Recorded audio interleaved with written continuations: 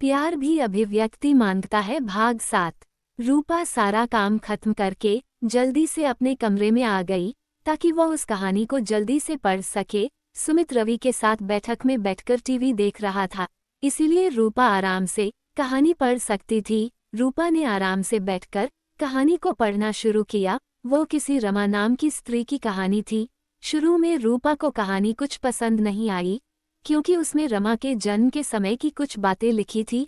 रूपा फिर भी कहानी को पूरा पढ़ना चाहती थी। फिर धीरे धीरे कहानी आगे बढ़ने लगी। कहानी को पढ़ते हुए अब कुछ जगह पर ऐसा लगने लगा था कि शायद यह बातें उसने कहीं सुनी हुई है। अब रूपा को कहानी में कुछ रुचि आने लगी। रूपा जैसे जैसे कहानी को आगे पढ़ती जा रही थी, उसे महसूस हो रहा था जैसे ये कहानी तो उसके आसपास की कहानी है। अब उसे कहानी पसंद आने लगी थी, इसीलिए वह कहानी को जल्दी से पढ़ लेना चाहती थी, क्योंकि अगर सुमित आ गया तो उसे लाइट बंद करने के लिए कहेगा। रूपा कहानी को जैसे जैसे पढ़ती जा रही थी, उसे समझ में आने लगा था कि लता ने रमा के रूप में खुद अपनी कहानी लिखी है, क्योंकि कहानी को पढ़ते हुए रूपा उसके पात्रों को अपने परिवार के लोगों पर सही बैठा चुकी थी।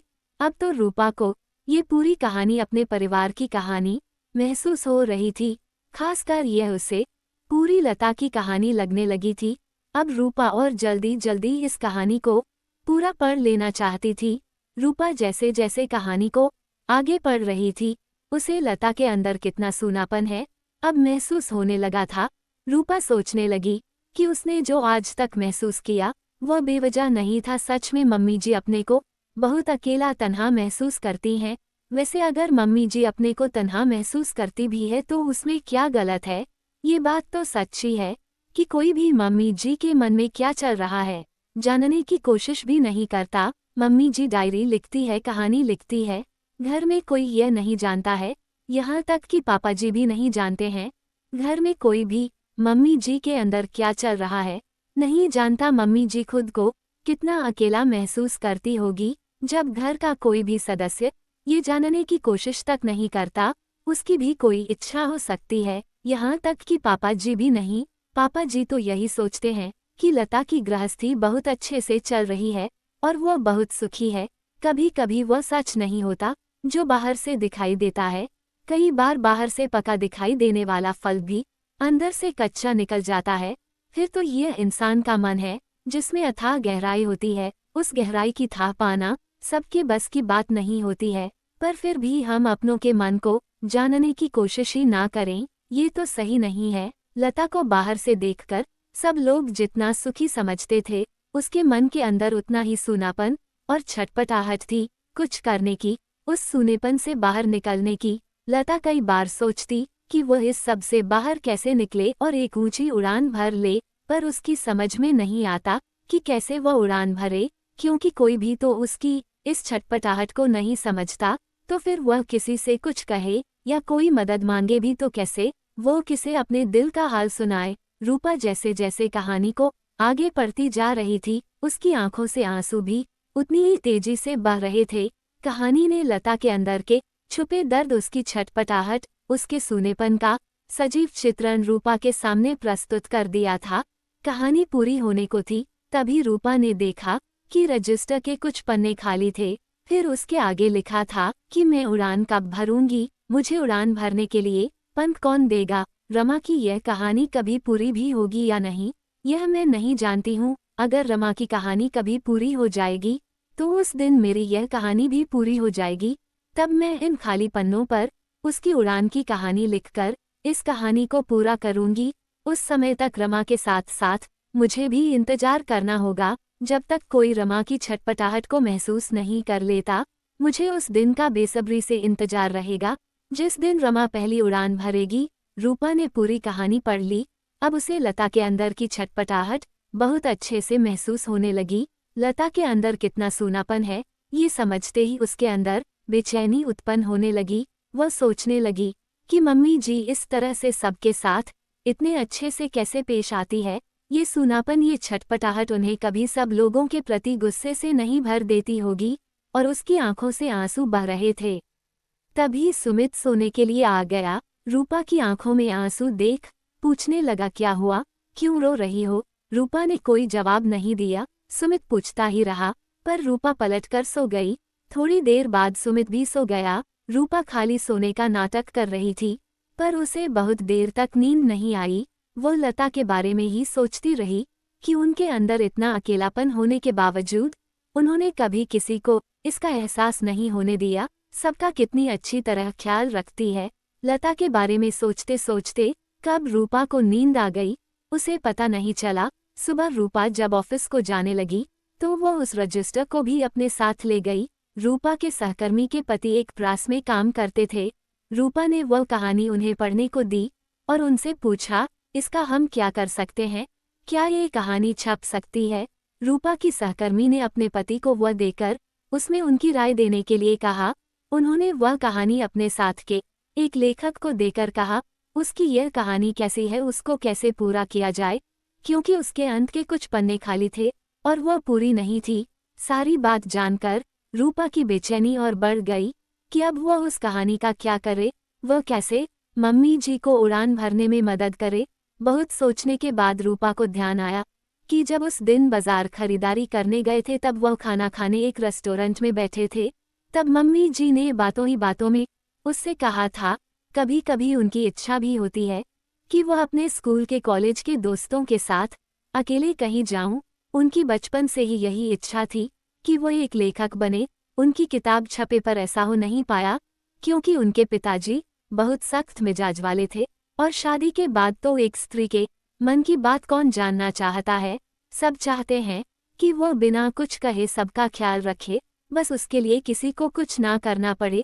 उसकी हालत बिल्कुल वैसी ही हो जाती है जैसे उस पंछी की हो जाती है जिसके पास पंख तो होते हैं पर वो उड़ नहीं सकता। रूपा को लता की कही हुई सारी बातें याद आने लगी थी। रूपा अब शादी के बाद लता के घर वापस आने का इंतजार करने लगी। रूपा समझ गई थी कि उसे क्या करना है, लता कैसे अपनी उड़ान भर सकती है।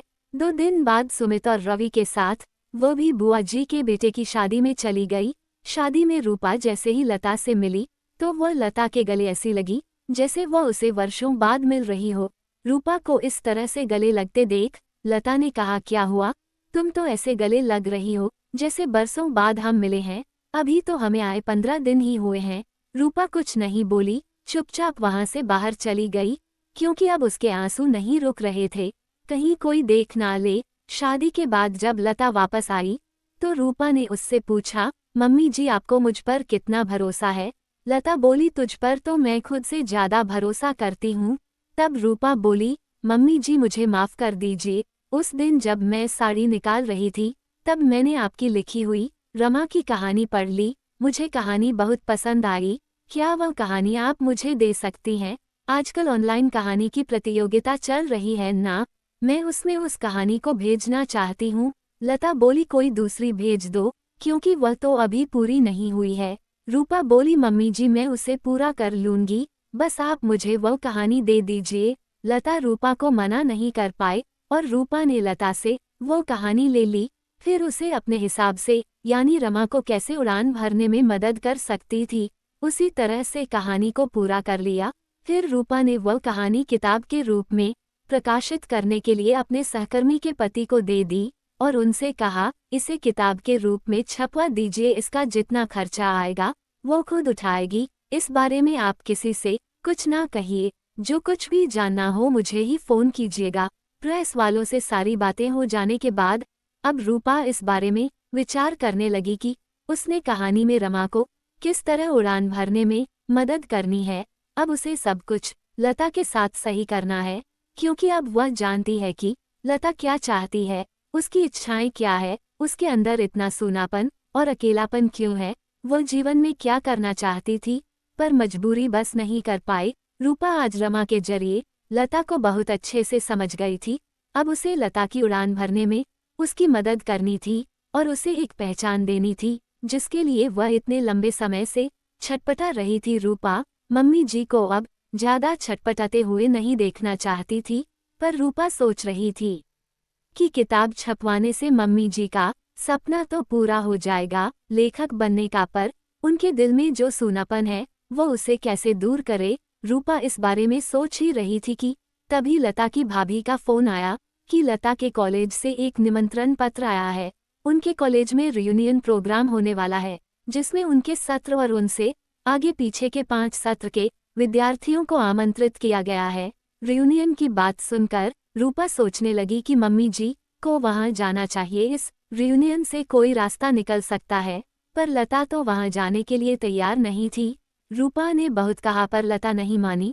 लता को वहां अकेले जाने में घबराहट हो रही थी और कोई उसके साथ जाने के लिए राजी नहीं था। सुमित को ऑफिस में कुछ काम था और रवि कहने लगे कि मैं जाकर क्या करूंगा, मैं वहां किसी को जानता भी नहीं हूँ, इसीलिए मैं नहीं जाना चाहता। दादी जी तो ये कहने लगी कि क्या फायदा होने वाला है, वहां जाकर क्या कुछ मिलने वाला है, वहां फिर क्यों जाना। सब लोगों की बात सुनकर रूपा को अच्छा नहीं लगा। रूपा सोच रही थी कि अगर मम्मी जी रियूनियन में जाएंगी तो अपनी पुरानी साथियों से मिलेगी, उनके बारे में जानेंगी, सबसे मिलकर अपनी कॉलेज की यादें ताज़ा करेगी और फिर नानी जी से भी तो मिलना हो जाएगा। पर घर में तो कोई भी नहीं चाहता था कि लता रियूनियन में जाए। रूपा को यह सब देखकर अच्छा नहीं लगा। वह चाहती थी कि लता वहां जाए, जिससे उसका सूनापन कुछ कम हो।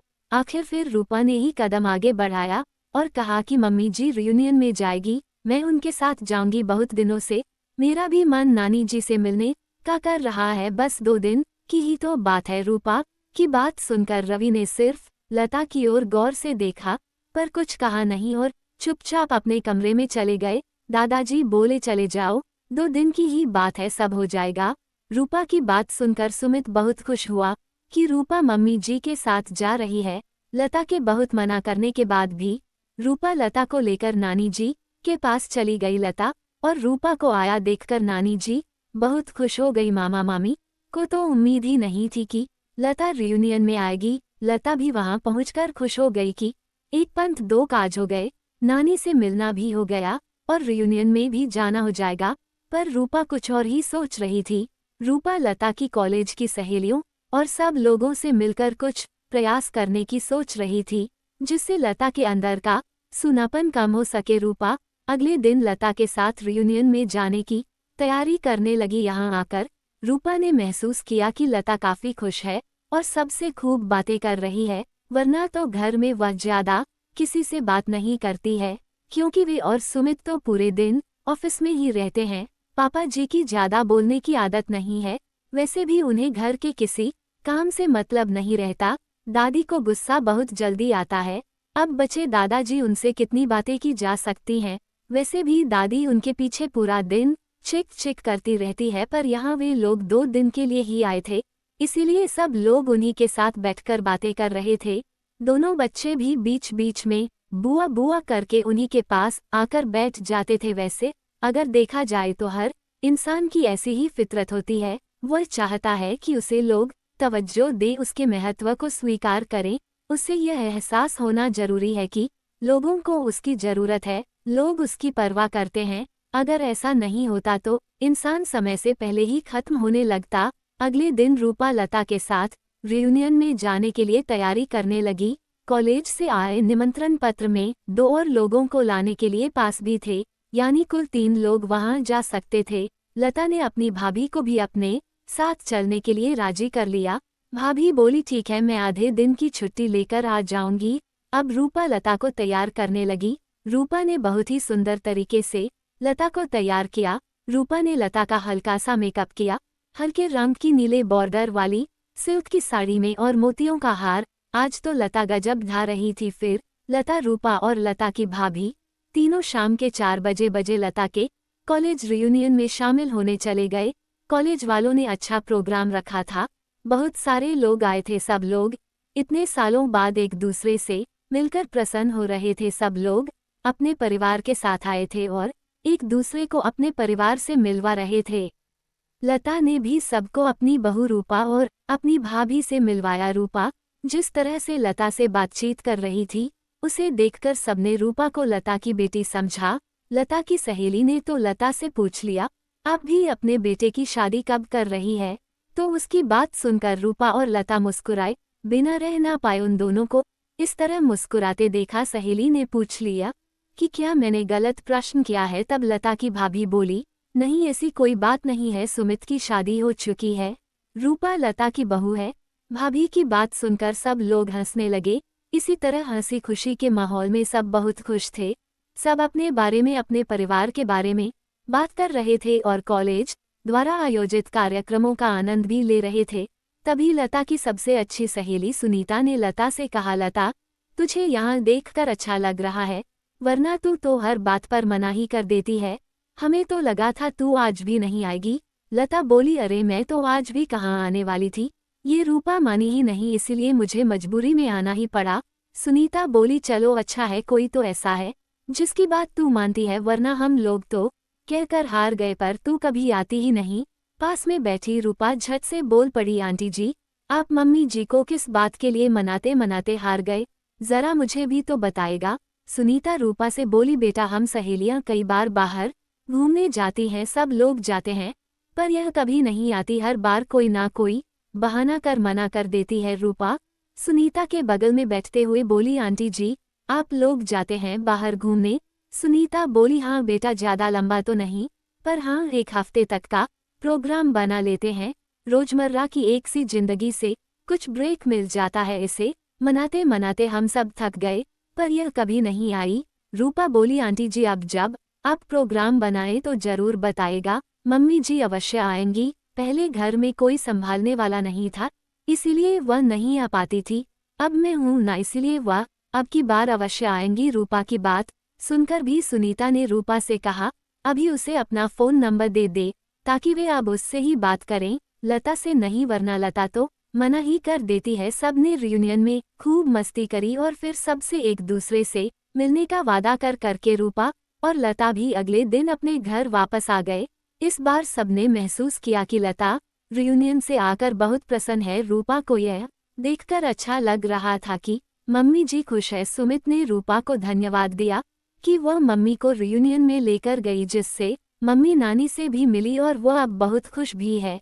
सुमित ने रूपा से कहा कि मम्मी के लिए कुछ करने में अगर उसकी कोई मदद चाहिए हो तो वह उसे जरूर बताएं, मम्मी के लिए कुछ करने में उसे बहुत खुशी मिलेगी। रूपा ने सुमित से कहा, जब मम्मी जी के लिए इतना सोचते हो तो अभी तक कुछ किया क्यों नहीं। सुमित उदास होते हुए बोला, पहले इतनी समझ ही नहीं थी कि मम्मी को भी कुछ चाहिए, ये जानने की, फिर बाहर कॉलेज चला गया, फिर नौकरी, कभी इस और ध्यान ही नहीं दिया। मम्मी बरसों से ऐसे ही काम करती आ रही है, इसीलिए कभी उनके बारे में सोचा ही नहीं।